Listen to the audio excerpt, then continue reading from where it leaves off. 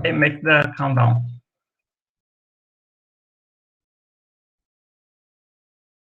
Okay. Hello, everyone. Today, we from the IEEE SSCS-EDS joint chapter in the South Brazil are joined by Dr. Stanislav Tyaginov from EMEC. Dr. Tyaginov received his PhD degree in physics at the postgraduate school in the IOF Physical Technical Institute in 2006. Starting from 2008, he has been working at the Technical University of Vienna, where he led the physics-based hot carrier degradation model development group. For the period of 2018 to 2020, he was a Marie Curie postdoctoral fellow at EMEC, where he is currently employed as a principal researcher. Dr. Tyaginov served as a technical program committee member at the IIRW, who he was a general chair in 2020, IRPS, ESRDF, IPFA, and has authored and co-authored more than 100 publications in peer-reviewed scientific journals, as well as in conference proceedings.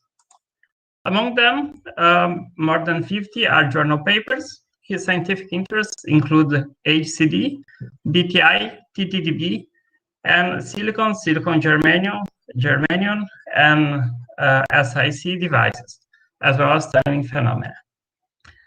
So we are very glad to have his talk today here, and we hope to learn something in his talk entitled Physics-Based Modeling of Hot Carrier Degradation and Related Phenomena. Once again, thank you, Stanislav, for joining us, and the floor is yours.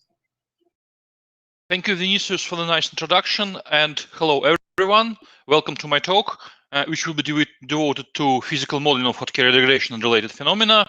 As Vinicius said, I'm Stanislav Tyaginov from IMEC, and I'm really glad to have this opportunity to present our results here at the South Brazil Joint Chapter of Solid-State Circuit and Electron Device Societies of IEEE. Today I will present results which were obtained in collaboration between IMEC and the Technical University of Vienna, and therefore I would like to thank all my colleagues from both institutions for their valuable contributions. I'm also thankful for stimulating fruitful discussions with different reliability community, members of reliability community at large. And the structure of my presentation today is the following. I will start with a brief definition of hot carrier degradation, what this phenomenon is about. Then I will proceed to a list of main features of hot carrier degradation, and these features will be used as criterion to formulate a model, a physics-based model for hot carrier degradation, which will be delivered here in two flavors, in the deterministic flavor and in the stochastic flavor. And two last sections of the presentation will be devoted to coupling of hot carrier degradation to two other parasitic phenomena, namely to self-heating and to bias temperature instability. And of course, at the end of my talk, I will draw some conclusions. Hot carrier degradation, which I will abbreviate as HCD, is associated with the buildup of defects at or near the silicon/silicon dioxide interface of a transistor, and the degradation is due to the bombardment of the interface by carriers which have gained substantially high energy. Substantially high means they can trigger dissociation of silicon hydrogen bonds at the interface. These carriers are called hot carriers, and they have gained their energy from the electric field due to a source drain voltage applied to this device. The interface traps generated by this process are characterized by density, NIT, and this density, NIT, is a distributed quantity. This means that it varies with the coordinate along the interface and also in energy.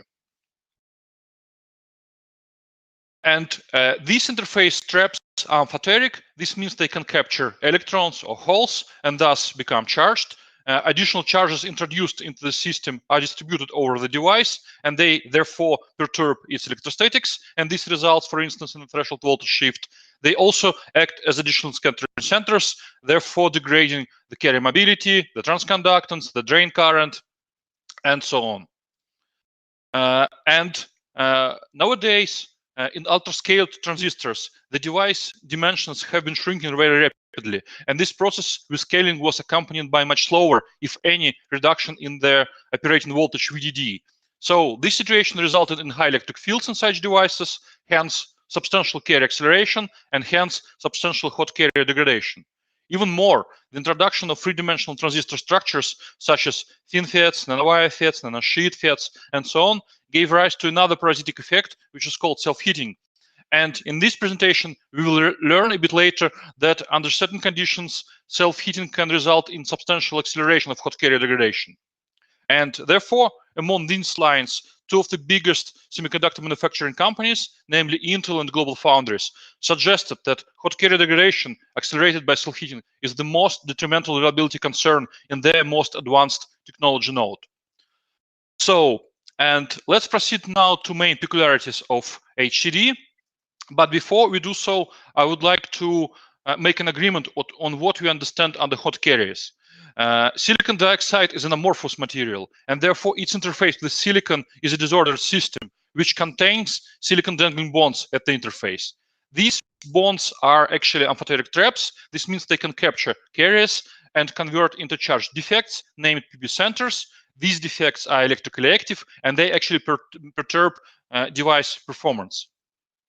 To avoid this scenario, newly grown silicon dioxide films are subjected to anneal in hydrogen or from time to time deuterium atmosphere. Hydrogen resides at these bonds and therefore passivates them by forming electrically inactive silicon hydrogen bonds. The reverse process of breaking the silicon hydrogen bonds finally eventually leads to creation of PB centers, and this is what we understand under hot carrier degradation if this process is induced by hot carriers. As a result, the energetics of the silicon hydrogen bond was subject of quite extensive research of both experimental like here and also theoretical nature, and these studies resulted in the bonding energy to be within the range between approximately 2.6 and 3 electron volts. Therefore, under hot carriers, we understand those carriers which possess energies equal or higher than the bonding energy of the silicon hydrogen bond, and in other words, each of these carriers can trigger a bond dissociation event in single collision. These are hot carriers. And the first peculiarity of HCD is its strong localization near the drain end of the channel, where the electric field peaks, actually quite close to the electric field, but not exactly at the same position. This is because carriers need to travel some distance in the device until they're accelerated by the electric field up to high energies, high to trigger dissociation of silicon hydrogen bonds. However, if they proceed further towards the drain, they mix with the thermalized cold carriers in the drain, and their average ensemble energy drops down. So the trade-off between these two competing trends results in this localization of hot carrier degradation. And the main message from this study is that carriers gain their energy from the electric field, and therefore many HCD paradigms suggest that hot carrier degradation is a field-driven phenomenon. Quite to contrary, the group from IBM, in a series of publications over more than 10 years, studied hot carrier degradation in different technology nodes, and these devices were subjected to different regimes of hot carrier stress. They were able to extract the interface state generation probability as a function of the carrier energy deposited at the interface. And this study showed that this probability depends only on the carrier energy and is independent on particular stress regime. And this gave rise to the name of the energy-driven paradigm, as opposed to the field-driven paradigm. As a result, many phenomenological or empirical HCD models try to link the interface state generation rate or the interface state density itself with maximum of such quantities, the electric field, carrier temperature, carrier energy, and so on. However, in one of our publications, we performed carrier transport simulations and showed that positions of maxima of such electric quantities as the electric field, carrier temperature, and interface state density, they are shifted with respect to each other. Instead, we showed that another quantity, which is named carrier acceleration integral, has the peak at the same position as the NIT peak. And the carrier acceleration integral actually sums up all contributions given by all carriers in the carrier ensemble towards dissociation of silicon hydrogen bonds. The second peculiarity of HCD is actually its presence at all in modern ultra-scale transistors, because in these transistors, the operating voltage is scaled below 1 volt, and stress voltages are not much higher. Therefore, carriers with energies of 2.6 eV and higher needed to dissociate silicon hydrogen bonds. These carriers have almost zero probability. And therefore, it was a big hope of people from 80s and 90s. They thought that, okay, in our future nodes, VDD will be substantially scaled and hot carrier degradation will be suppressed almost to zero. However, their future in 80s is now our current state, and we know that hot carrier degradation can be quite substantial even in short channel ultra-scale transistors. And there are two main reasons for HCD in scale devices, and the first reason is the scattering mechanisms, which in certain situations can populate the high energetical fraction of the carrier ensemble and therefore enhance hot carrier degradation. Among these mechanisms are impact ionization, electron-phonon interactions, and electron-electron interactions. As for electron-electron scattering, this mechanism was repeatedly suggested to be the main reason for HCD in devices with gate lengths of 120, 100 nanometers and beyond. And one of the first papers devoted to the impact of electron-electron scattering on HCD was published by Childs and Leung. They solved a one-dimensional Boltzmann transport equation and obtained the carrier energy distribution function with the impact of electron-electron scattering, solid lines, and without this impact, dashed lines. And we can see that electron-electron scattering substantially transforms the shape of the carrier distribution function, and it really populates its high energy tails, thereby enhancing hot carrier degradation. The second reason for HCD in scale devices is the multiple carrier process of bond dissociation, and the physical mechanism behind this process is the multiple vibrational excitation of the bond by several cold carriers. Therefore, the fundamental physical picture behind HCD should be modified, should be extended, because nowadays hot carrier degradation can be driven by cold carriers. So indeed, in a high voltage or long channel device, carriers bombarding the interface are already rather hot, and they can induce a bond dissociation event in a single collision, and this is referred to as the single carrier mechanism of bond dissociation. In contrast, in scale devices, carriers are cold, and many cold carriers subsequently bombard the bond, thereby exciting it and eventually rupture it. And this is referred to as the multiple carrier mechanism of bond dissociation. The main consequence from the interplay between these two mechanisms at the device physics level is that the worst case conditions of HCD change if one switches from long channel or high voltage devices to short channel transistors. Indeed, in a high voltage device, worst case conditions correspond to that combination of VDS and VGS, which result in a maximal average of the carrier ensemble. There's a maximal energy of the carrier ensemble. And if you consider an N-channel high voltage transistors, the worst case conditions correspond to the maximum substrate current, and it's measured usually at VGS equal approximately half of VDS. In P-channel large transistors, the worst case conditions correspond to the maximum gate current, and such an empirical interrelation between voltages was not established.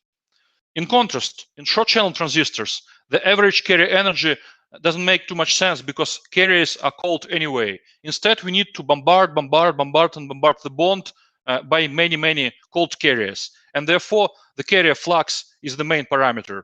And the worst case conditions correspond to the maximum carrier flux, which realizes at VGS equal to VDS for both N and P channel scaled transistors.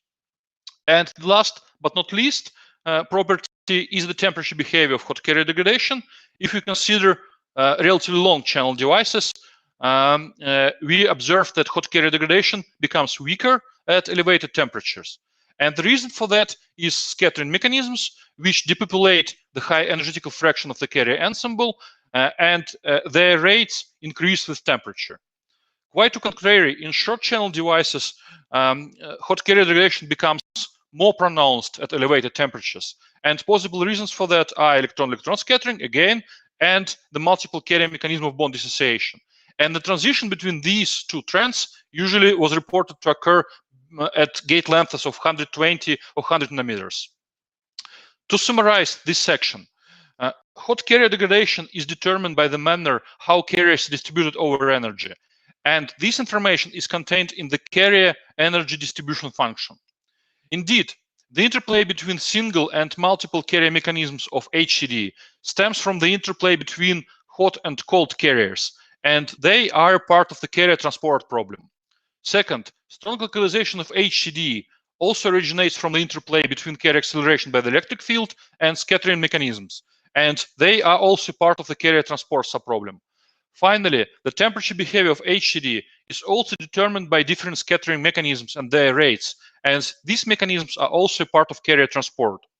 So we conclude that carrier transport is intimately related to the physical picture behind hot carrier degradation, and a comprehensive physics-based model should be based on carrier transport treatment. So such a model was developed in collaboration between IMEC and the Technical University of Vienna. This is, let's say, our model, and I will present it now. But before, we should also understand what we understand under the carrier energy distribution function. Let us consider an unchallenged transistor. If we apply a source drain voltage, carriers start to move from the source to the drain, electrons start to move, being accelerated by the electric field and experiencing scattering events, that is energy loss. And the evolution of the carrier ensemble is described by the evolution of the carrier energy distribution function, which actually determines how many carriers we have in the elementary energy range between E and E plus DE, actually the probability to find such carriers.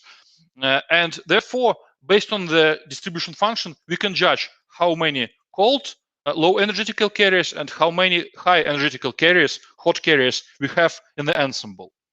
And therefore, our model has three main modules. The first module is carrier transport modeling. The second module is microscopic description of defect generation kinetics. And finally, the third module is devoted to simulations of the degraded devices. All these modules were integrated in the same simulation framework.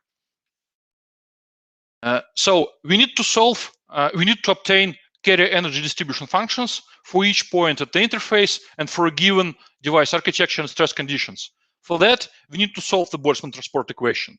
And there are two classes of methods to do so. The first class is stochastic approaches, and usually these methods are based on the Monte Carlo method. And first versions of our HCD model used the Monte Carlo-based simulator Monju, which was developed by the group of Professor Jungemann from RWTH Aachen. The second class is deterministic approaches, and they represent the carrier energy distribution function as a series of spherical harmonics. That's the reason that these methods are called spherical harmonic expansion methods. And we use nowadays, we employ for our model two simulators, Vienna Xi, developed at TU Vienna, and the simulator Spring, developed by the group of Professor Jungemann. Both classes of methods have their advantages and disadvantages. But the main disadvantage of the Monte Carlo method is that one should always find a trade-off between computational time, which can be really huge, and good resolution of lowly populated high-energy tails of distribution functions. But hot carrier degradation is dominated by hot carriers, so we need to properly resolve these tails. That's the reason why we switched to deterministic solvers of the Boltzmann transport equation. And we use these carrier distribution functions to calculate the rates of single and multiple carrier mechanisms. Let us start with the single carrier mechanism, which is activated by a solitary hot carrier. However, the disparity between the mass of charged carrier and the hydrogen nucleus is huge, about 1000.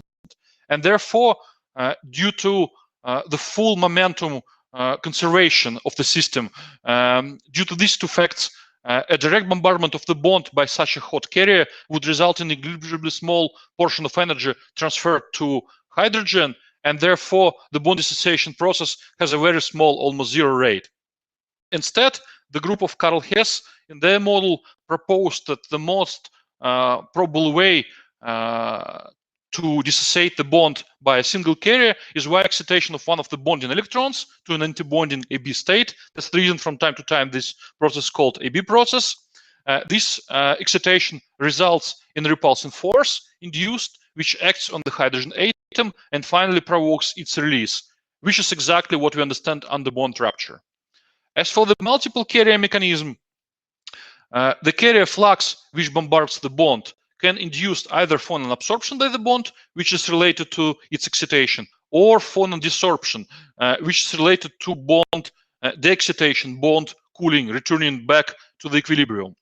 And to model these mechanisms, we use the truncated harmonic oscillator model. We assume that the bonding potential is parabolic, and therefore the eigenstates of the system are equidistantly spaced. And our model is the first model which suggests that actually the most probable way to dissociate silicon-hydrogen bonds is via superposition of multiple carrier mechanisms and single carrier mechanism.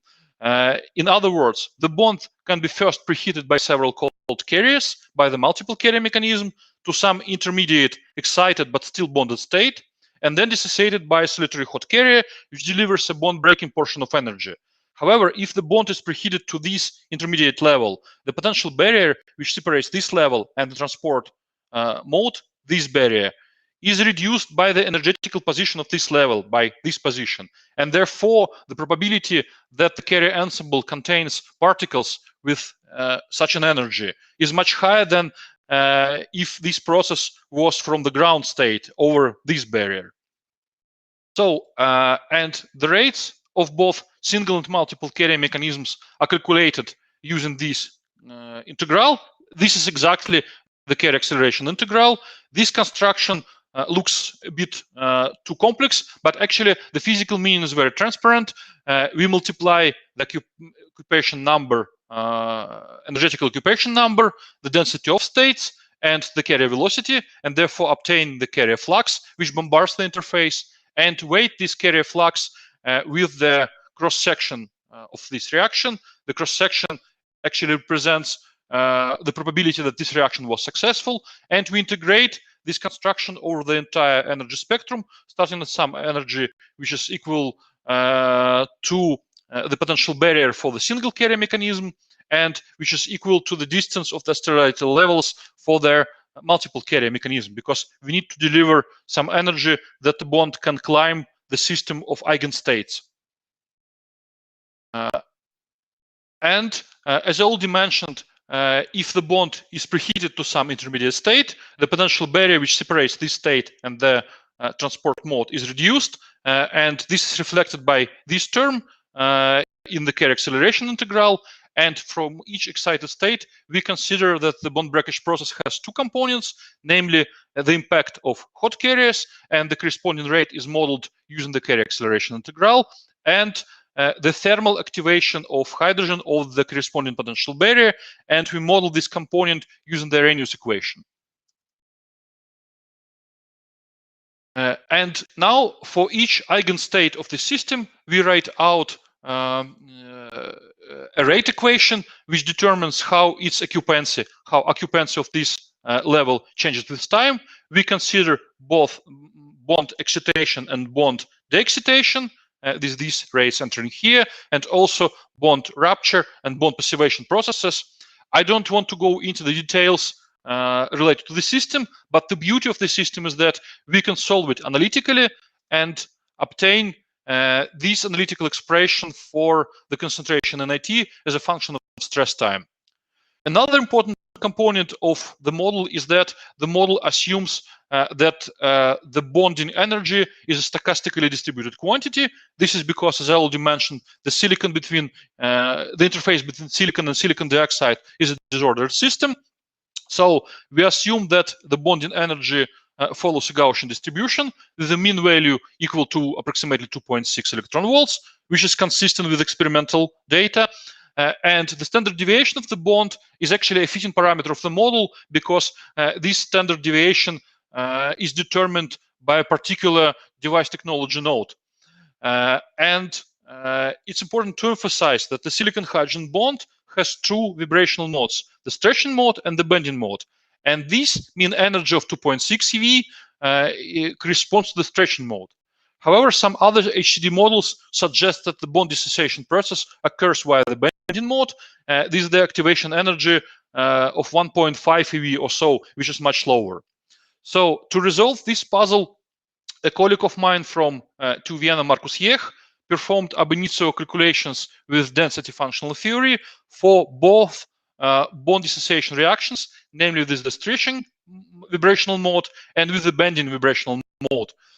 This slide is devoted to the stretching vibrational mode, and this panel shows the reaction pathway, which connects the stable bonding configuration #1 and another energetical minimum labeled as 5, where hydrogen during stretching finds another stable position at the center of the adjacent silicon-silicon bond. And the potential barrier for this bond dissociation reaction was obtained to be approximated 2.7 eV, which is consistent with experimental data. And the most important thing is shown on this panel. The density of states created by this process and marked with this dark red curve shows two maxima in the band gap of silicon near EV and near EC. And these maxima are new features as compared to the density of states for the pristine silicon-hydrogen bond labeled by this orange curve. And these two maxima are related to new trapping states which were formed by this bond dissociation process. The same exercise was applied to the bending vibrational mode, and in this case, the silicon-hydrogen bond bends in the plane of the adjacent silicon-1, silicon-2 bond. It finds its energetical minimum here at the position labeled as 3, and the potential barrier between the stable bonding configuration and this position is about 2 electron volts, which is substantially lower than in the case of the stretching mode. However, if we look at the density of states created by this process, which is represented by this cyan blue line, we don't see any additional states, any additional features in the band gap of silicon. This means that there are no trapping states were created, and the silicon-hydrogen bond remains intact. So to conclude, the bond dissociation reaction occurs via the stretching mode. And these DFT calculations were performed for different configurations of the amorphous slab of silicon dioxide, and this allowed to extract the distribution of the bonding energy, and we can see that indeed the bonding energy obeys a Gaussian distribution with a mean value of approximately 2.6 electron volts. It's consistent with experimental data, and the same procedure was applied to the backward passivation reaction, and the potential barrier for this reaction also obeys a Gaussian distribution with a mean value of approximately 1.3 electron volts, and again, this result is consistent with experimental findings.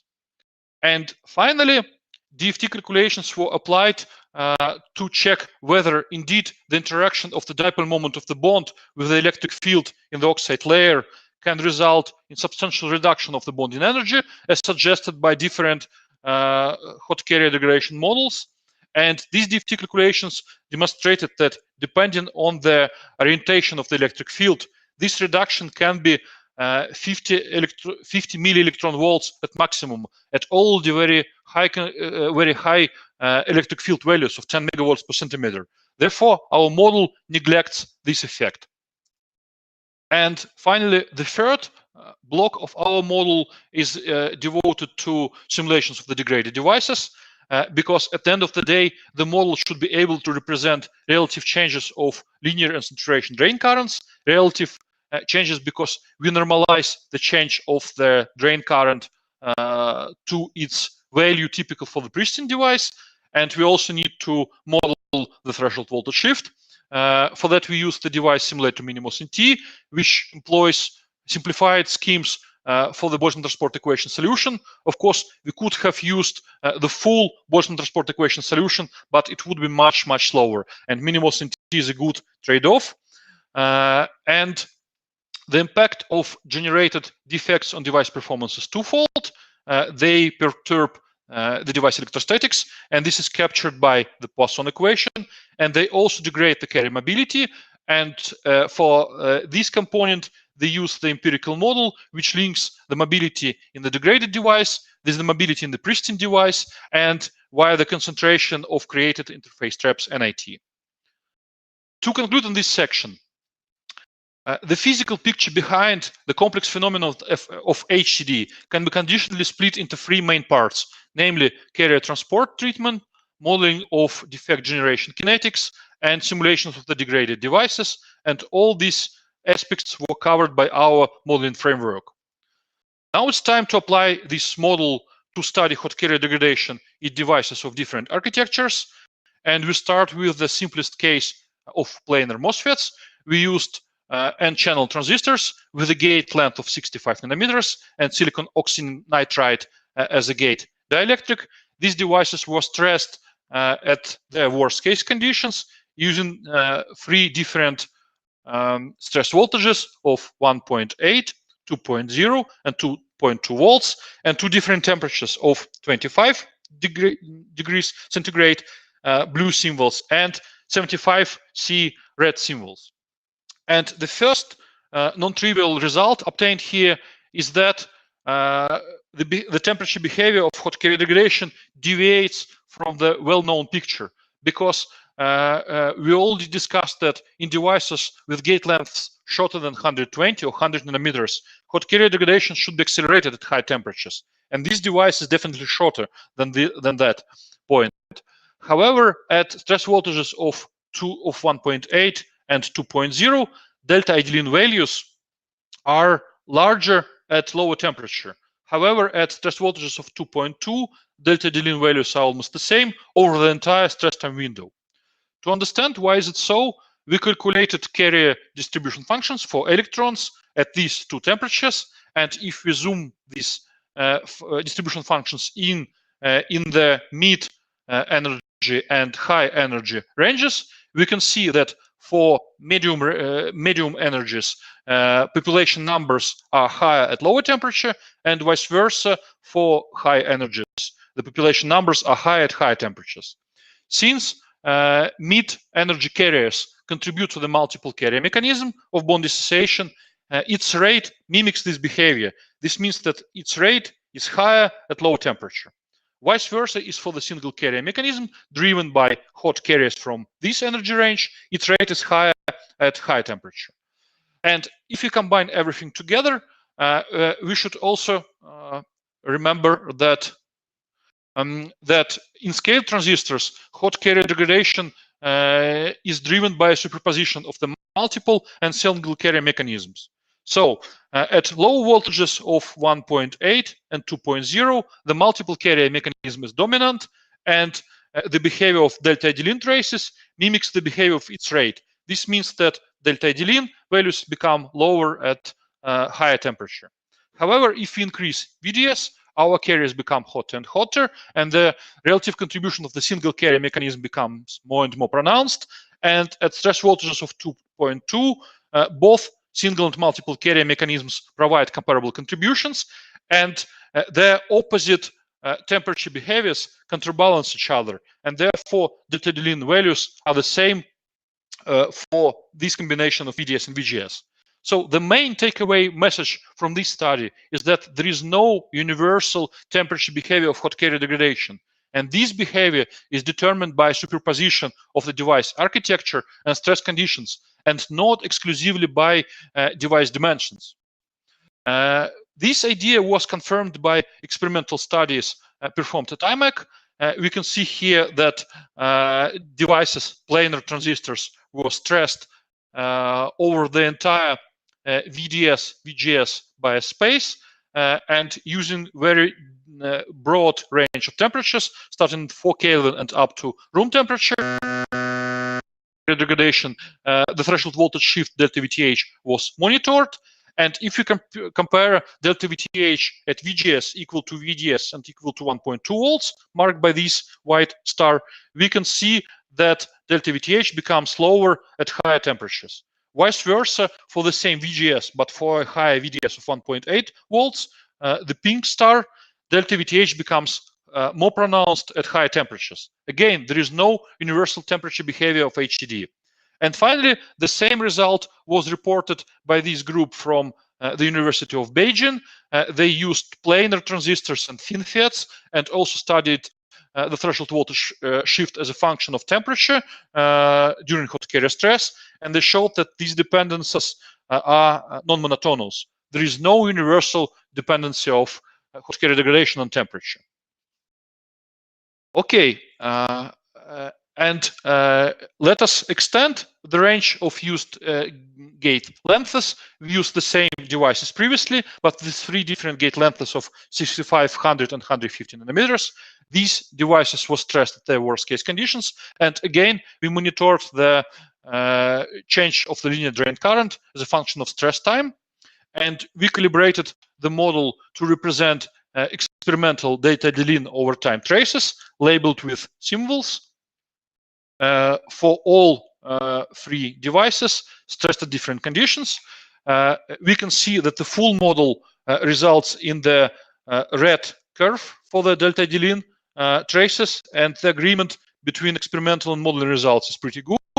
However, on top of that, to understand the role of each of the model components, we neglected this particular component and calculated delta-delin over time curves. For example, if we neglect the single carrier, the single particle mechanism of bond dissociation, we obtain this violet curve, and more this curve is offset from the full model result, like here, more we underestimate delta-delin values, more we underestimate hot carrier degradation, and more contribution this neglected component gives. And another non-trivial result is already that even in short channel devices, the single carrier mechanism can provide a very substantial contribution because we substantially underestimate delta-delin values. This is because this device was stressed at relatively high voltages. And it's another important conclusion that the importance of each particular model component is also determined by superposition of device geometry and stress conditions. If we neglect electron-electron scattering, which populates the high energetical fraction of the carrier ensemble, we artificially make the single carrier mechanism rate lower, and we can see a comparable effect, but the contribution of electron-electron scattering is a bit weaker. However, another important result is that electron-electron scattering can provide significant contribution already in a relatively long channel device with a gate length of 150 nanometers, because before it was suggested that this mechanism is important in devices with gate lengths of 100, 120 nanometers and shorter. If we neglect the dispersion of the bond breakage energy, the result is trivial. We simply underestimate HCD over the entire stress time window. And another non-trivial result is that the relative contribution of the multiple carrier, multiple particle mechanism represented by these olive curves becomes more pronounced in longer devices because this offset is larger in this device. At a first glance, it contradicts the paradigm that hot carrier degradation scale transistors is dominated by the multiple carrier mechanism. To understand why is it so, we calculated electron distribution functions for a shorter device, solid lines, and for a longer device, dashed lines, for same combinations of stress voltages. And we can see that distribution functions in the shorter device have larger numbers. This means that carriers are hotter in the shorter device. And therefore, if we proceed to the longer device with colder carriers, the single carrier mechanism has a lower rate, but we should still maintain hot carrier degradation at the same delta-delin level, and this is compensated by the multiple carrier mechanism. That's why it has a larger relative role in longer devices. And again, the main takeaway message from this study is that the role of such mechanisms as single and multiple carrier processes of bond dissociation and electron-electron scattering is determined by the superposition of device architecture and stress conditions, not exclusively by the gate length. Let us proceed now to three-dimensional transistor structures, and I'll start with N-channel FinFETs. It's sketched here. The device has a gate length of 40 nanometers and the operating voltage of 0.9 volts. These transistors were subjected to hot carrier stress at different combinations of VDS, VGS, close to their worst case conditions. And again, we monitored the relative changes of the linear drain current, which are presented here. And we calibrated the model to represent these experimental delta-delin over time changes.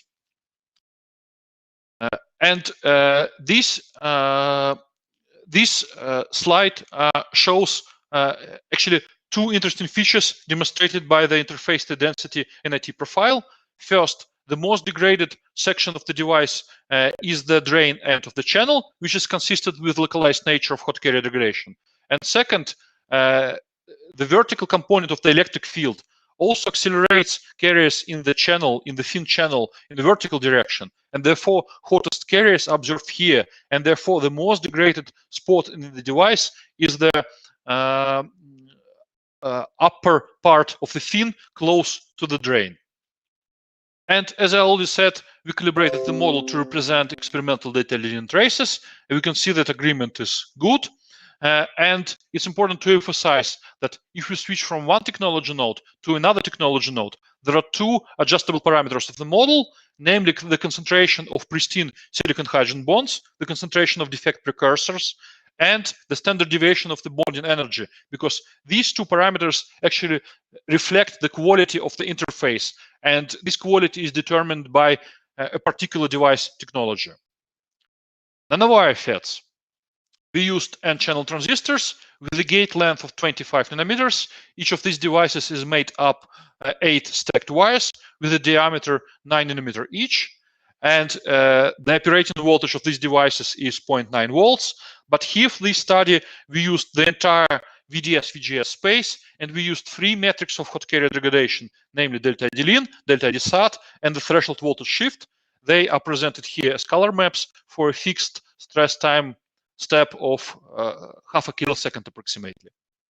And if you apply our model for VDS lower than VGS, we can see that agreement between experimental and modeling results for all 3 metrics is pretty good over different combinations of VDS and VGS voltages.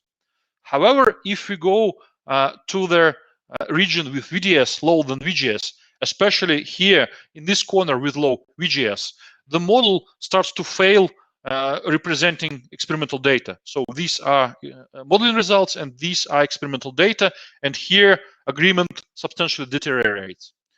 To understand why is it so, we calculated the interface to density NIT as a function of the coordinate from the source to the drain in this direction, and for a fixed value of VGS and varying VDS, increasing VDS. And we can see that at higher VDS values, NIT concentration in the drain saturates and doesn't really change the coordinate along the interface. To understand why is it so, we actually faced this situation before when we ignored the impact, the contribution towards hot carrier degradation given by secondary generated by impact ionization carriers, because these secondary carriers are generated somewhere here close to the drain, but they are accelerated by the electric field towards the source, and therefore they produce damage which is shifted from the damage produced by primarily carriers. So let us now accelerate, return back these secondary generated carriers and see what happens. And actually now the secondary generated carriers, we can represent delta D-lin traces with good accuracy, even in the heart of this problematic region at low VG values slightly above the threshold voltage. So the main message is that secondary generated by impact ionization carriers provide quite significant contribution to hot carrier degradation. And to study this idea in greater detail, we used planar p-channel FETs with a gate length of 100 nanometers. Here primarily carriers are holes, and they are represented by a red color, and secondary generated by impact ionization are electrons, and they're represented by a blue color. And these two panels show hole and electron carrier energy distribution functions, and the distribution functions values are represented by the saturation of the corresponding color. More saturated color is, larger distribution functions values are. And if you proceed from the source to the drain, the source is here, the drain is here, we can see that most prolonged distribution functions of holes are observed near the drain, and this is consistent with strong localization of hot carrier degradation. Vice versa for electrons, they need to travel some distance towards the source until they're accelerated, and therefore their most prolonged distribution functions are observed somewhere in the center of the device or even closer to the source. And the same trend is featured by bond breakage rates for holes red curves, and we can see that the damage is really localized near the drain, and by secondary electrons, their damage is spread more or less over the entire device, and therefore the resulting concentration of NIT has substantial values in the center device and even near the source due to secondary generated carriers.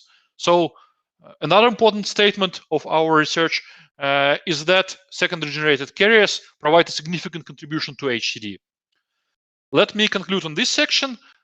So the importance of single and multiple carrier mechanisms as well as electron-electron scattering is determined by superposition of the device architecture and stress conditions, not exclusively by the gate length.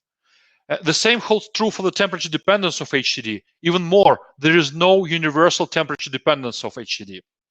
Next, secondary generated by impact ionization carriers provide a significant contribution to HCD, which is more spread over the entire device. And finally, the model was shown to accurately capture HCD over a wide class of transistors, including planar transistors and three-dimensional structures.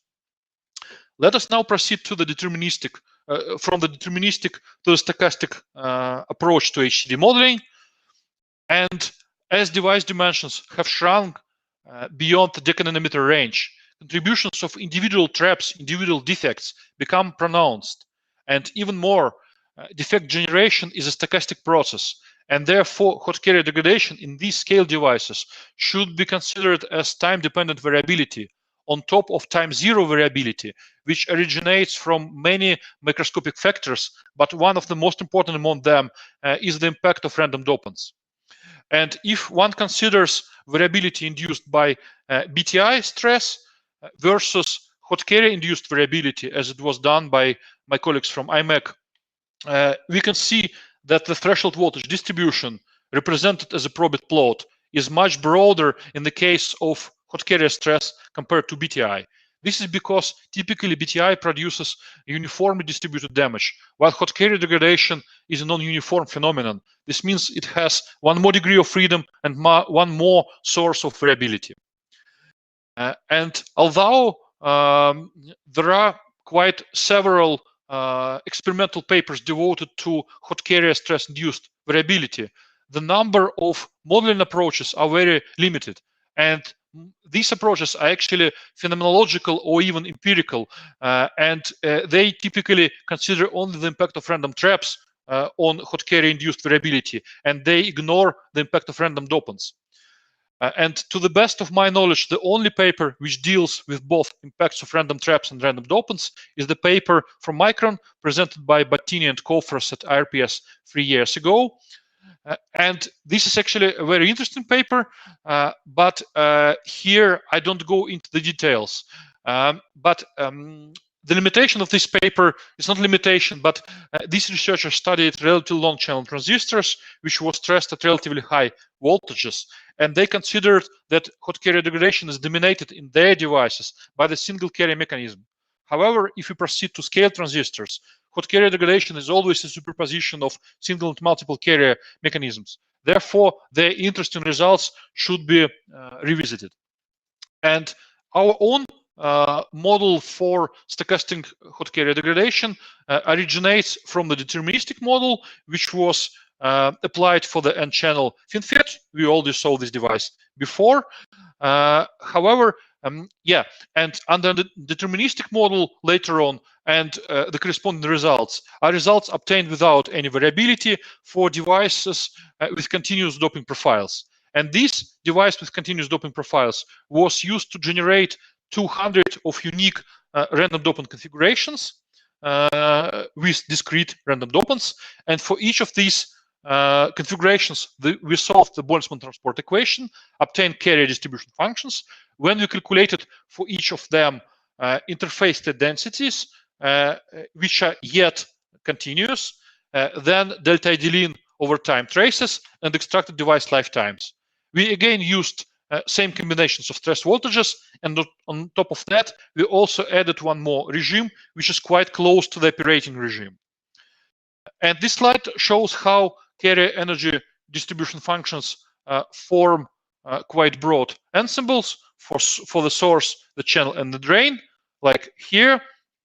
And the deterministic distribution functions obtained with continuous doping profiles without variability are represented by this thick blue line, and the average distribution functions, average over the entire ensemble, is represented by this red curve. And we can see that the deterministic distribution functions have larger values than the average distribution function.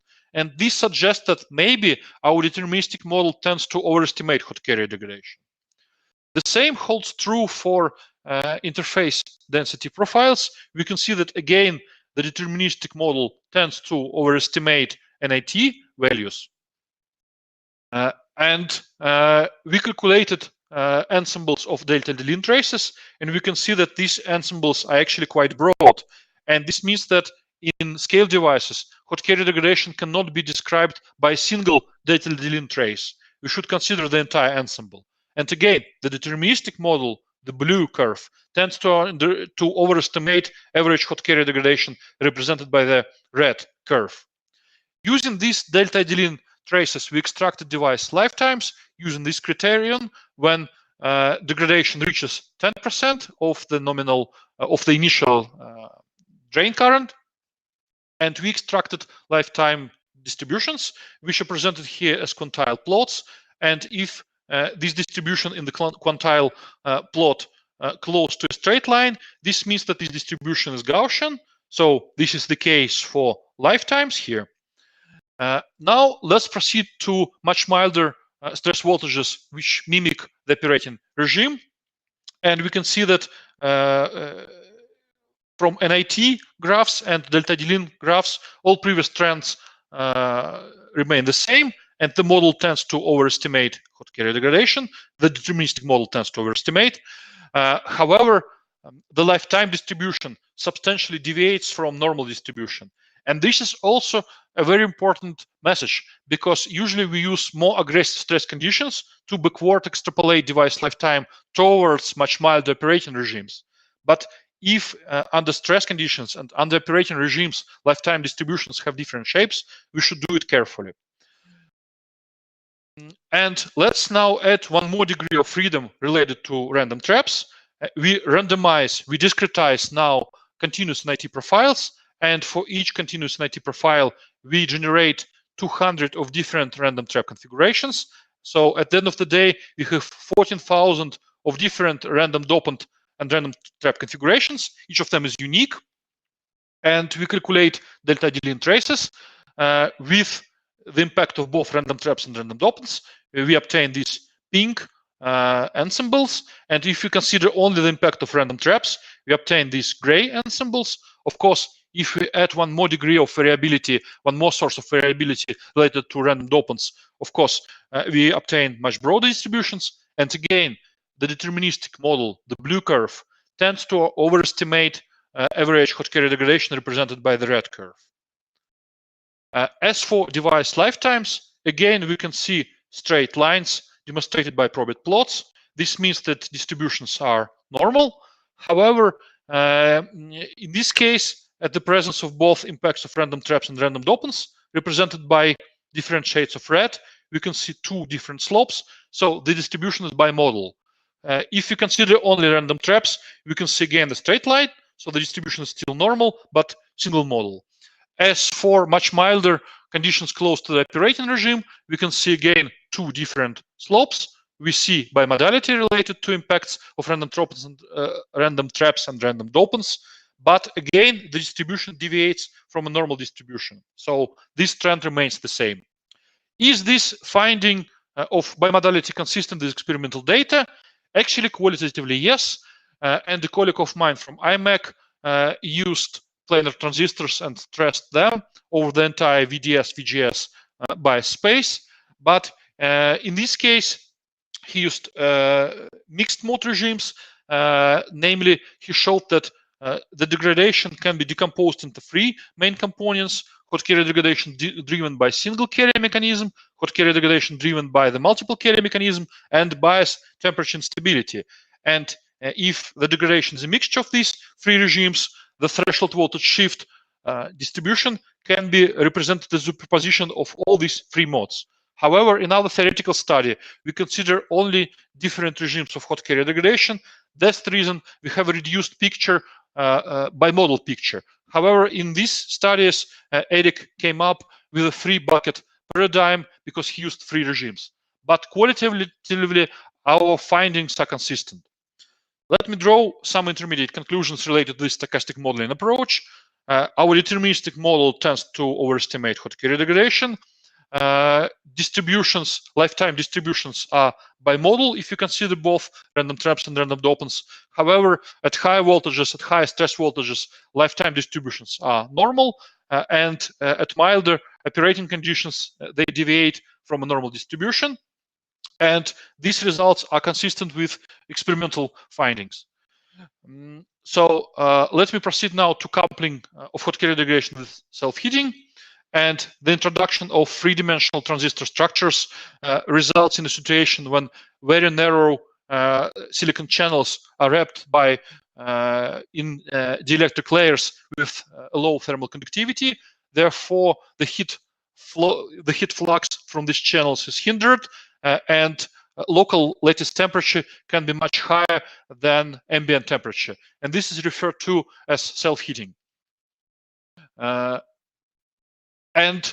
if self-heating usually accelerates bias temperature instability, the picture how self-heating impacts hot carrier degradation is very intricate because there is a consensus that in p-channel confined structures, self-heating accelerates hot carrier degradation.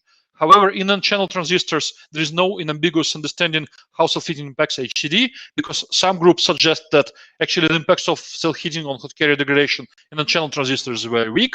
However, some other groups suggest that heating or self-heating slows hot carrier degradation down.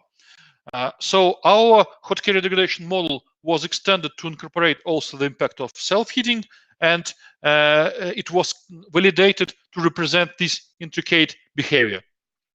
The impact of self-heating on hot carrier degradation is threefold. First, a distributed carrier temperature impacts carrier transport. Ideally, we need to solve the Boltzmann transport equation for phonons to obtain a lattice temperature distribution. However, it's a very challenging task, and we use a simplified approach. We use the simulator minimos in T, and we solve the lattice heat flow equation, obtain a lattice temperature distribution. Then this distribution is plugged in our carrier transport solver Vienna-Shi, and we obtain carrier distribution functions distorted by self-heating. The second aspect is related to the fact that vibrational lifetime of the bond is a decaying function of carrier temperature.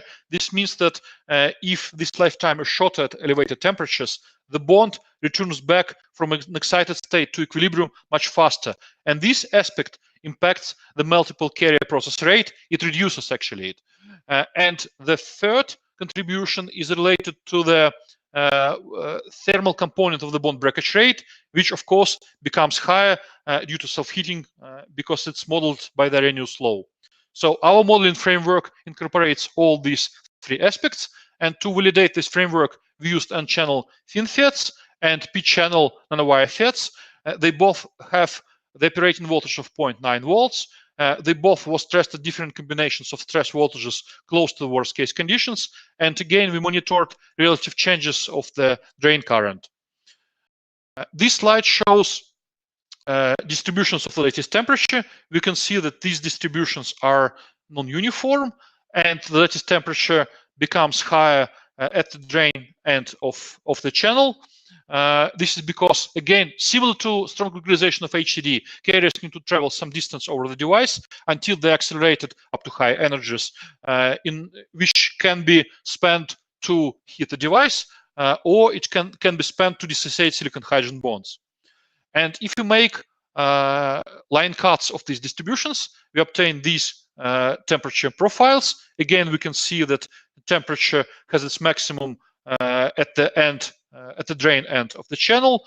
And if you fix a certain value of VGS and increase VDS, we dissipate more power density in our channel, and self-heating becomes stronger.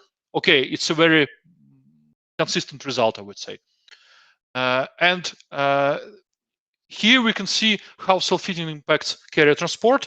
we calculated electron distribution functions for the n-channel FinFET with and without self-heating. With the self-heating, we obtained solid lines, and without self-heating, dashed lines. And we can see that self-heating shifts distribution functions towards lower energies. So self-heating suppresses high energy tails of the distribution functions. Vice versa is typical for whole distribution functions in p-channel transistors. Self-heating slightly accelerates carriers and shifts distribution functions towards higher energies. So transport-wise, we should expect that self-heating inhibits hot carrier degradation in channel transistors. And we calibrated the model to represent experimental delta ID traces in both devices under different stress conditions. We can see that theoretical delta D traces with the full model represented by this red curve are in good agreement with experimental data represented by symbols. And if we neglect the impact of self-heating at all, we obtain this black curve. This means that we overestimate delta D-lean. If we overestimate delta D-lean, this means that self-heating inhibits hot carrier degradation. And transport-wise, if we ignore this component, we substantially overestimate delta D-lean. This means that transport-wise, self-heating slows hot carrier degradation down. And this result is consistent with the result from a previous slide. And of course, if we neglect the impact of self-heating on the thermal bond breakage rate, we underestimate delta D-lean values, and this component gets accelerated by self-heating. So these two aspects, the blue curve and the orange curve, to some extent counterbalance each other and result in this black curve. So our model can capture that self-heating inhibits hot carrier degradation in channel transistors. As for the impact of the temperature dependence of vibrational lifetime of the bond on hot carrier degradation, this effect is discernible but relatively weak. And the same result holds true for free combinations of drain voltages for the p-channel device, for the n-channel device, sorry. As for the p-channel device, we can see if we neglect self-heating, we underestimate delta D-lean values. This means that self-heating accelerates hot carrier degradation. And two aspects, the thermal component of bond dissociation, the blue curve, and the transport component of the impact of self-heating on HCD, the orange curve, they actually work in the same direction. If we ignore these components, we underestimate hot carrier degradation. So our model can explain why self-heating accelerates hot carrier degradation in p-channel transistors. And this is true for all combinations of stress voltages in the p-channel device. So actually, this is exactly 1 hour. I have about I need about 5 minutes. Vinicius, do I have 5 minutes to finish my talk? Yes, please, you can carry on. Thank you. So I conclude in this section, our hot carrier degradation modeling framework were extended to incorporate self-heating. This extended framework can capture 3 aspects how self-heating impacts hot carrier degradation. Namely, it disturbs carrier transport, it impacts vibrational lifetime of the bond, and it accelerates the thermal component of bond breakage. And our extended framework can capture the intercalate behavior when in n-channel transistors, self-heating inhibits hot carrier degradation, while in p-channel transistors, self-heating accelerates HCD. Let us now proceed to coupling of hot carrier degradation with bias temperature instability, BTI. Obviously, non-equilibrium hot carriers can tunnel onto pre-existing bulk oxide traps and populate them. And this is what we call non-equilibrium bias temperature instability at non-zero VDS. And surprisingly, there are a limited number of papers devoted to non-equilibrium BTI. At least to the best of my knowledge, there are 4 papers. And this is a very good illustration, which I borrow from the paper of Chaparral and co-authors.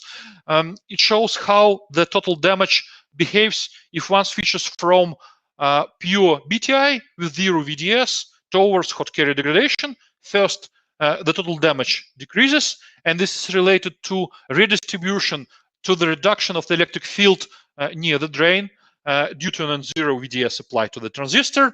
And then this trend is overtaken by stronger and stronger hot carrier degradation, by stronger and stronger dissociation of silicon hydrogen bonds and creation of interface defects. And I spent quite some time at the group of Tyaginov, so I do believe that his model can properly represent the recoverable component of BTI, and to my vision, this recoverable component is due to charging or discharging of oxide traps by tunneling of carriers, and this tunneling is inelastic, that is, it's phonon-assisted tunneling. I don't go into the details of this model, but if our carriers are shifted from equilibrium, of course, at higher energies, carrier face lower barriers for tunneling to populate or to depopulate the traps. And in this case, if you model degradation or recovery during bias temperature instability, we should take not equilibrium Fermi-Dirac functions, but we should solve again the Boltzmann transport equation and obtain non-equilibrium distribution functions. And this graph illustrates this trend. This is how the threshold voltage shift changes during the recovery phase. The recovery is due to electrons tunneling onto traps which were activated by BTI. And if you consider real distribution function, real non-equilibrium distribution functions, and Fermi-Dirac distribution functions, we can see that in the latter case, we substantially underestimate recovery traces. So we need to model real distribution functions by solving the Boltzmann transport equation. And again, we shouldn't forget about secondary generated by impact ionization carriers. So if you consider a mixture of HCD and BTI, and we consider two different sequences of these types of degradation, and we start with HCD followed by BTI, the result is trivial. So we just sum up two different portions of damage related to BTI and HCD. Okay, nothing spectacular. However, if you proceed to the case of a BTI phase followed by an HCD phase, we can see that BTI substantially recovers during the hot carrier phase. And then this trend is overtaken by rupture of silicon hydrogen bonds and creation of interface traps. But this recovery is stimulated by secondary generated because it's a p-channel device. Primary carriers are holes, and secondary generated by impact ionization carriers are electrons. Non-equilibrium electrons tunnel onto BTI-activated traps and passivate them. And a very similar effect was reported.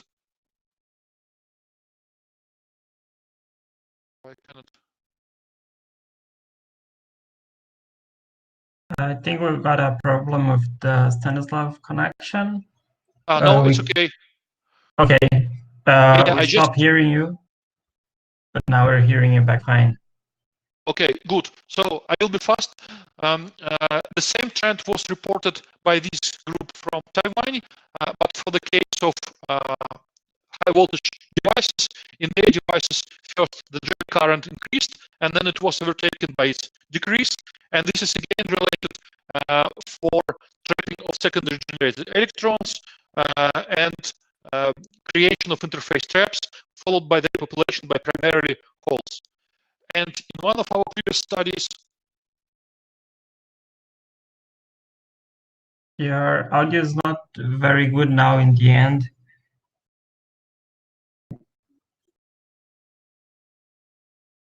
Can you hear me? Yes, we can hear you, but the audio is chopping. Maybe try to reconnect. Somehow, yeah, so okay. There are some delays. Yeah, and the same trend, the turnaround effect of the threshold voltage shift was reported in one of our previous papers for an n-channel transistor. And again, the threshold voltage first reduces, and then it's overtaken by its increase due to different types of carriers captured by different types of traps. So now I will draw some conclusions devoted to non-equilibrium BTI. To properly model non-equilibrium BTI, we should consider three main aspects: the reduction of the electric field near the drain due to non-zero VDS applied. Carriers are shifted from equilibrium. This means that we need to solve the Boltzmann transport equation and obtain non-equilibrium distribution functions and use them instead of equilibrium Fermi-Dirac distribution functions. And we should consider impact ionization and created by impact ionization secondary carriers. this results in very intricate behavior, which is called the turnaround effect, which can be captured by our model. And now I will draw global conclusions for the entire presentation. Our model for hot carrier degradation captures and links three main aspects, namely anatomic description of defect generation kinetics, carrier transport, and modeling of the degraded devices. We demonstrated that the importance of single and multiple carrier mechanisms, as well as of electron-electron scattering, is determined by a superposition of device architecture and applied stress conditions, not exclusively by the gate length. And the temperature behavior of hot carrier degradation is not universal. It also determines by this superposition. We presented a stochastic version of the hot carrier degradation model, and we showed that the deterministic version tends to overestimate hot carrier degradation, and lifetime distributions are by model. We coupled our hot carrier degradation model with self-heating, and we are able to explain why self-heating inhibits hot carrier degradation in n-channel transistors and accelerates it in p-channel confined structures. And finally, we coupled HCD with BTI. We can model non-equilibrium BTI, and the role of impact ionization is that it results in an intricate effect which is called turnaround. So thank you for your attention, and I will be really glad to answer your questions. Thank you. Thank you very much for this talk, Stanislav. It was a very interesting one. This hot topic that is hot carrier degradation in deep scale devices. So now we are collecting questions from our YouTube audience. But in the meantime, I'd like to ask you a question regarding the beginning of your lecture, regarding the single carrier and the multi-carrier mechanisms. The single carrier mechanism, it will clearly generate more degradation near the drain contact. However, with multiple carrier mechanisms, as you said, we need a very smaller energy for that to lead to degradation. So I was wondering if in the worst case conditions where the device is operating in a saturation and there's a pinch off, maybe closer to the source where there's a much larger carrier density, maybe in that region the hot carrier degradation will start to have some impact as well.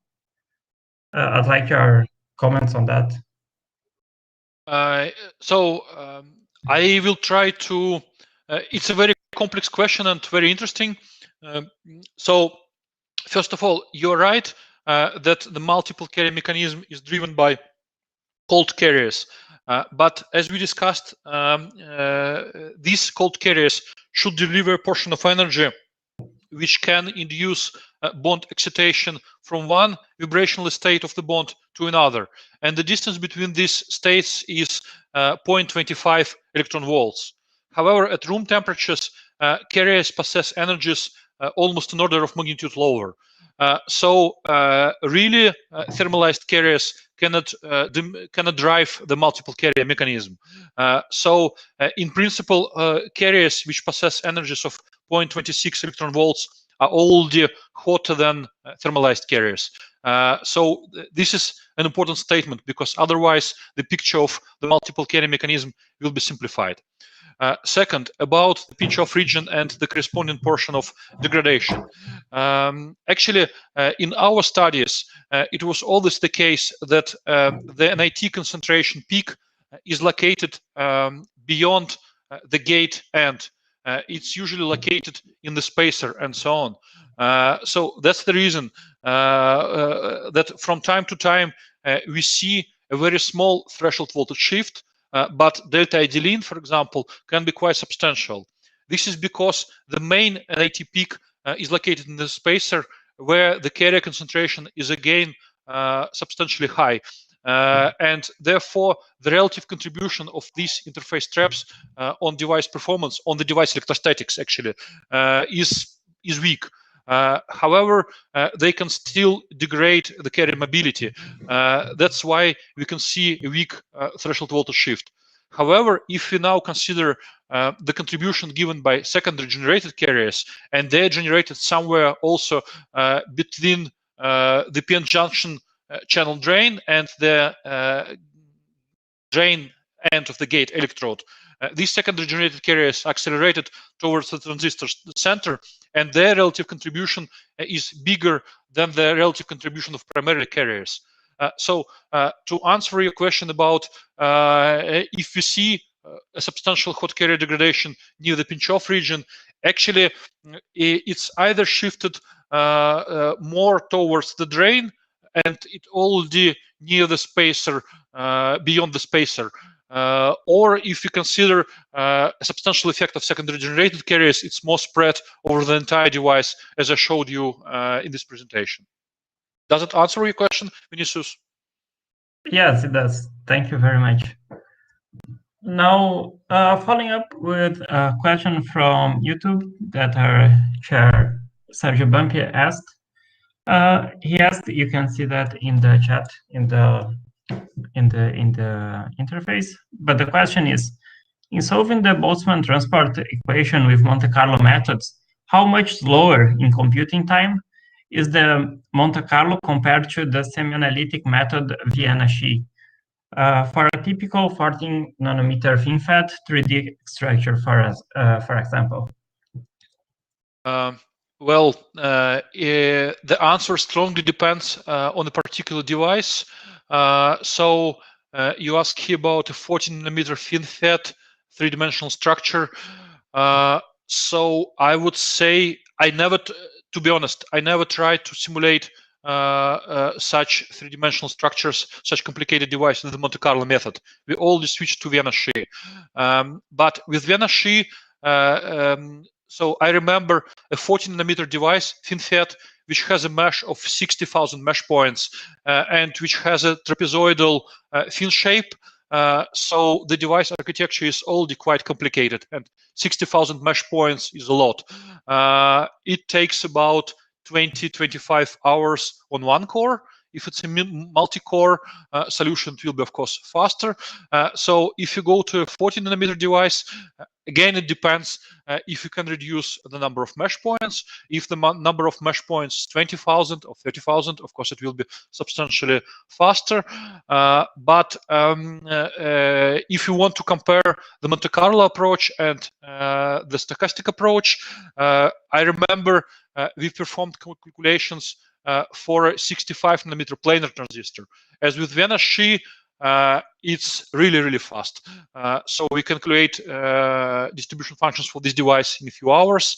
And for the Monte Carlo method, it was, a day or so. So actually, it was the main reason why we switched from Monte Carlo to Vienna-Xi, because we gained computational time. However, the price we should pay with Vienna-Xi is that we need a lot of operating memory, because we need to store much more variables. So answering your question about a 14 nanometer FinFET, we would need about, I don't know, 8 to 12 gigabytes of random access memory, which is available nowadays on personal desktops. But for example, 10 years ago, it was a bit tricky. Hopefully it answers your question. Yes, I think so. You can turn on your camera now in the question section. Okay. Sorry, I thought. Okay. Following up in this question from Bumpy, I have a personal question. In slide 61, you can move there. I'll navigate there. Yeah. Yes. Here in this study, for instance, while solving the Boltzmann transport equation, how do you consider the localized dopants, and in the following study, how do you consider the localized traps during the Boltzmann transport equation solution? It's also a very interesting question, which I can also split into sub-questions. But I will try to make this long story short. What we do actually, this is a colleague of mine, Alexander Makarov. This is his activity.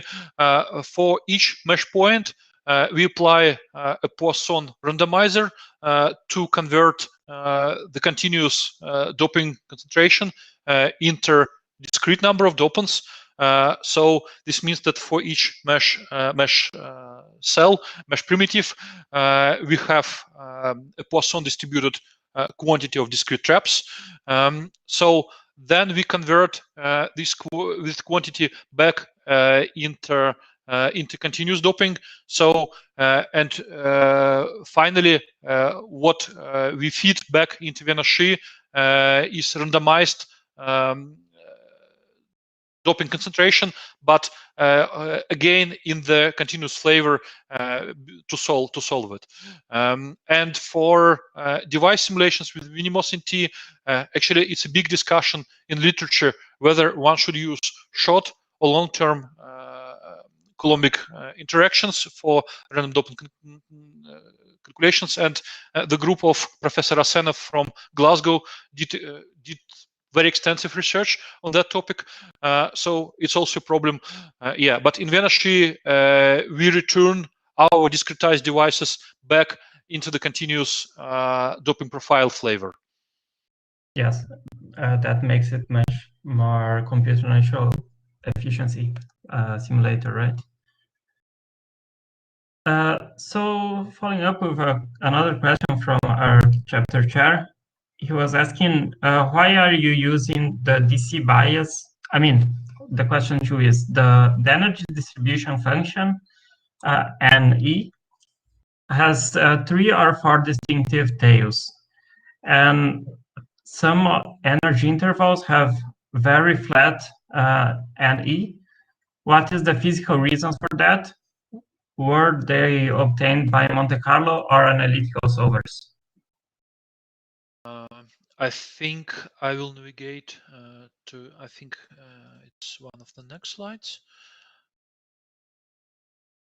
I think these flat ranges are meant here. Actually, yeah, these distribution functions are obtained using the spherical harmonic expansion based solver. It's a deterministic solver. Actually, it's not analytical because at the end of the day, it's a numerical solution. If we would be able to enjoy the luxury to have an analytical solution, our life would be much easier. But the origin of this, let's say, plateau is the following. Let us consider the source of the device, and we are deep in the source. We are deep in the source channel p-n junction. Carriers are thermalized, and their distribution is Maxwellian. Now we inject these carriers over reverse biased p-n junction between the source and the channel. And carriers, this carrier ensemble needs to pass the corresponding barrier. So this corresponding barrier cuts low energetical carriers. And then these carriers enter the space charge region with a high electric field. So they flow through the device, being accelerated by the electric field because there is substantial band bending. They're inside the channel, and they gain energy from the electric field. So when we inject them all the first barrier, we cut some fraction of or some low energetical fraction of the ensemble, and then they gain energy by the electric field. So the distribution function has this plateau due to this injection, and of course then this Maxwellian tail appears because carriers also interact with each other. So this means that they mix their energy, they lose their energy on phonons, and so on. So the Maxwellian behavior is again visible here at low energies.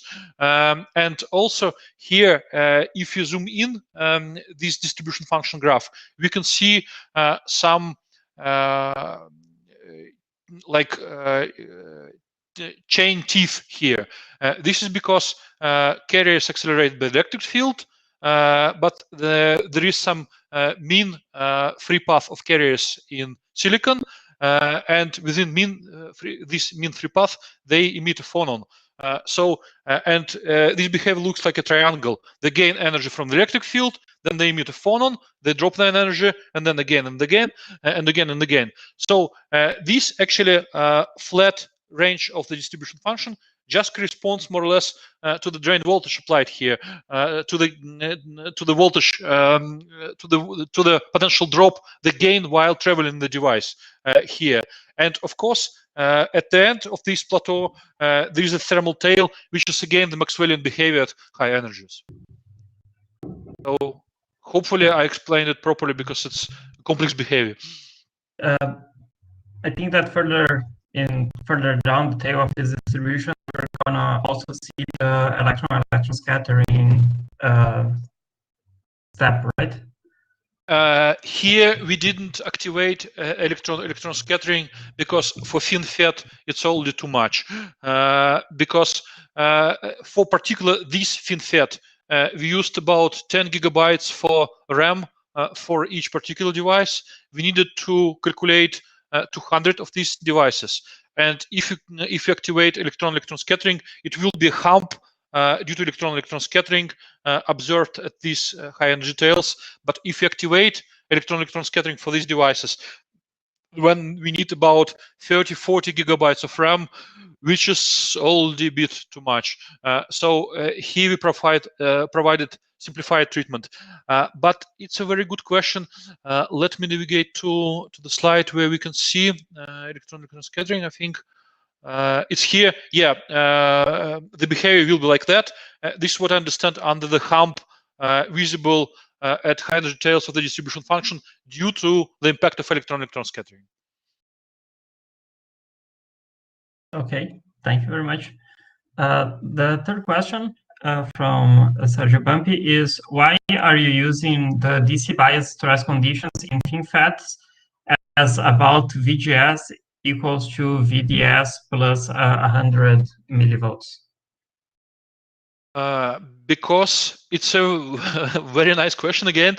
There are several reasons behind.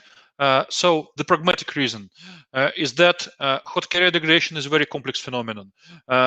It's already challenging to model it properly at the DS during DS stress. So first, we go from simplest scenarios up to more and more complex scenarios. So I think now the model is mature enough, and it can capture HCD at DS stress in different devices. Okay, we're happy with that. So if you proceed to the AC stress scenario, we need to add more degrees of freedom. And it's already important for circuit designers and circuit reliability. So at IMEC, we actually have propagated our HCD model towards the compact modeling level. And if you look at RPS this year, there are actually two papers devoted to compact HCD modeling with BSIM package language. So it's been propagated, and this is exactly for the case of AC stresses for circuit design and circuit reliability. So we take care about that.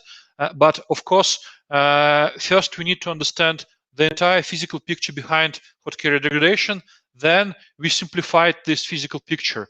But we should be careful, because during this simplification, we can lose something important. So I really believe that the full HCD model is mature now, and now it's time to propagate it to the circuit level, which was presented at RPS this year. Yeah, and if you want to model HCD in the AC stress regime with the full physical model, I think it will be a very complex picture, but few ideas about that, because we already discussed it with my colleagues.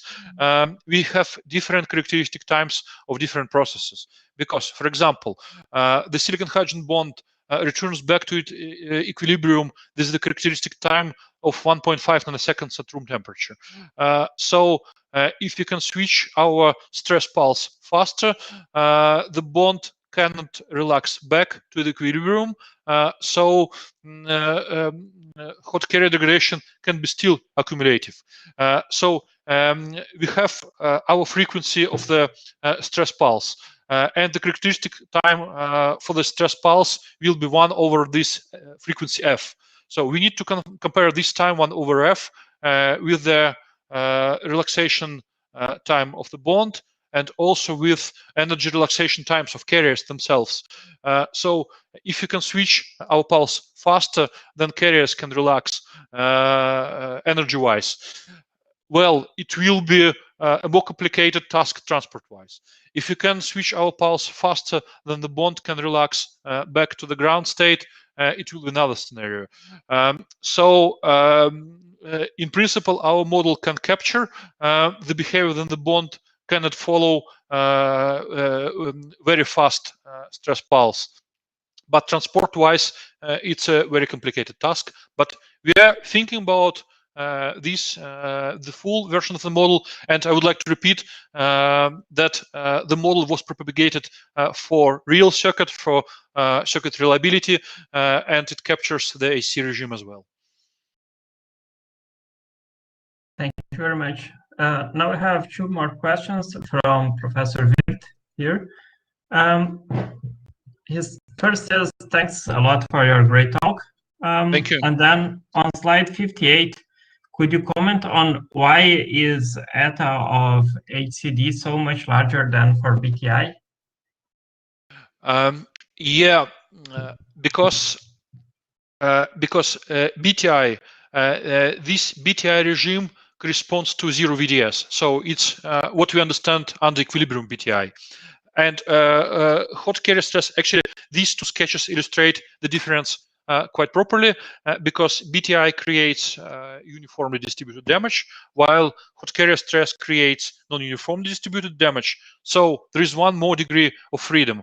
We have different locations of traps, which are randomly generated in both mechanisms. But here we have 1 more degree of freedom related to the lateral coordinate and related to the NAT dependence versus the lateral coordinate.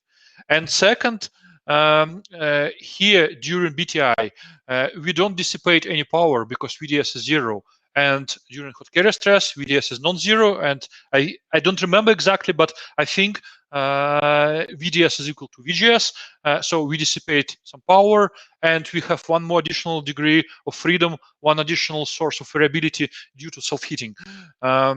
So actually, this is one of our ideas, because so far we modeled the impact of random dopants and random traps on hot carrier-induced variability, and now we can model also the impact of self-heating on hot carrier degradation. So now it's time to activate self-heating in the stochastic version of the model and see how self-heating impacts hot carrier degradation. It would be a very nice study, actually.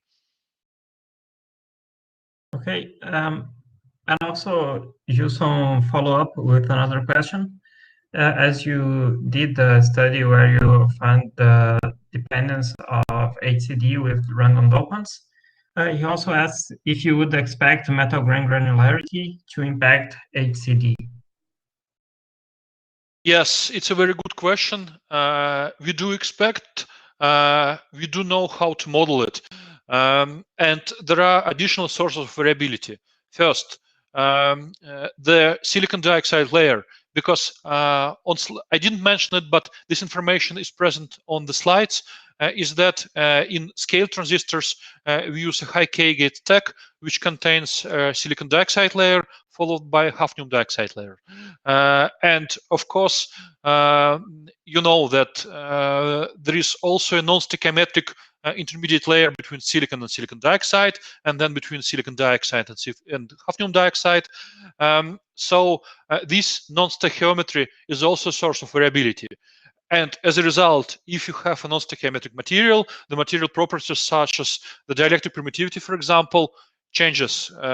So it's an additional source of variability. And in principle, we can model it.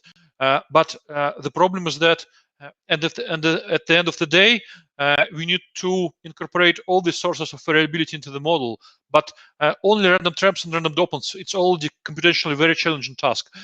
So metal grain granularity, it's definitely a nice topic to study, and it would definitely impact variability of hot carrier degradation. So yeah, maybe later on, it depends on many factors. Okay, Stanislav, your sound was cut off a little bit right now. Maybe you can reconnect our microphone.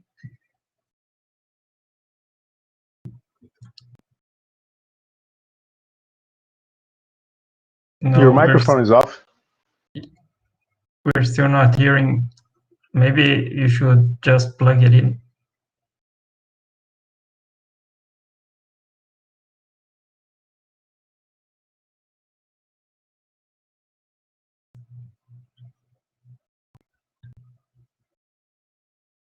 No.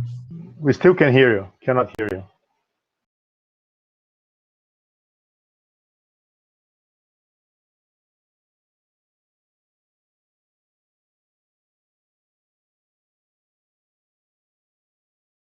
Hello, testing, testing. We still cannot hear you, Stanislav. Yeah.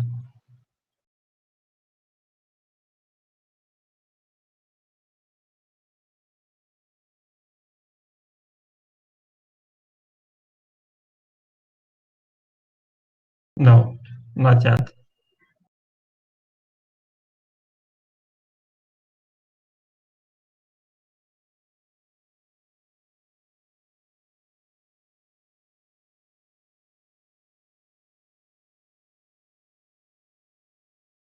The speaker's microphone is not working correctly, apparently. It did work fine so far. Yes, he's changing the microphone, so we'll soon get him back, I hope. I think we may close the session very soon. Yes, I'm just waiting for him to make the final remarks.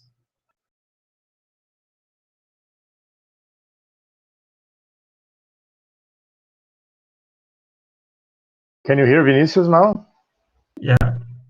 Okay, but we can still not hear you.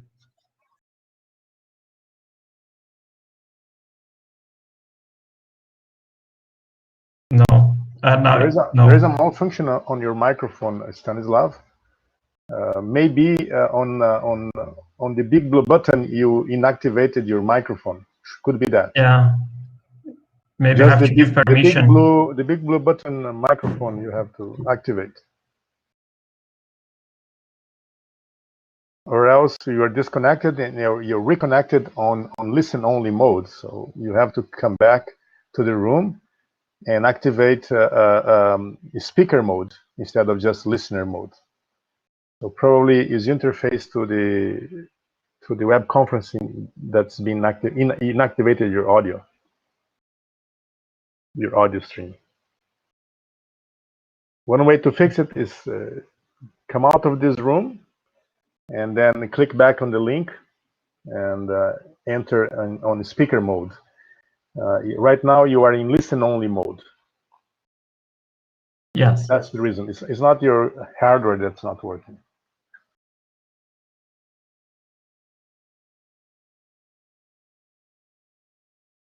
While wait for the speaker to come back for his final remarks, okay, he was disconnected probably and then reconnected as a speaker only, and I will give the microphone back to him very soon. Okay, Vinicius?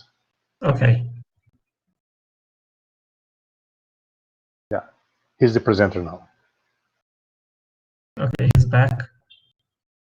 Reconnecting. We'll go for the closing remarks. Can you hear me now? Yes, we can hear you. Okay, Stanislav? great. I will activate my camera.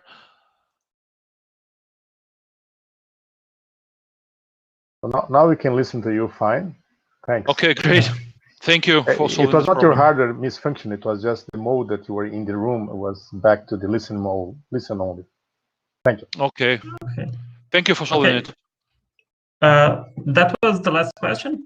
from Gilson. So now we're gonna thank you again in the name of the chapter and our viewers for the great talk you give us. We now let you have your final remarks, and then we can end the section. I'm very thankful and very glad that I got this opportunity to present our results here. I think that questions were very interesting, and they stimulated me thinking in new direction. So probably I will use your ideas. And I would be glad to answer any offline questions. So my email address, my professional email address at IMEC will be provided. So please don't hesitate. And even more, I encourage you to contact me and to ask any questions. And if you need further information about hot carrier degradation modeling, our activities, I will be more than glad to answer your questions and provide this information. So thank you very much for this nice discussion and for inviting me to the South Brazil chapter. Thank you. You'll find his email in the description of the video. Yes, thank you. Thank you. Bye, everyone. See you the next Thanks, Stanislav. Bye. Thank you so much, bye. Stanislav. Thank you very much for your time and making this great talk. Thank you so much. Thank you.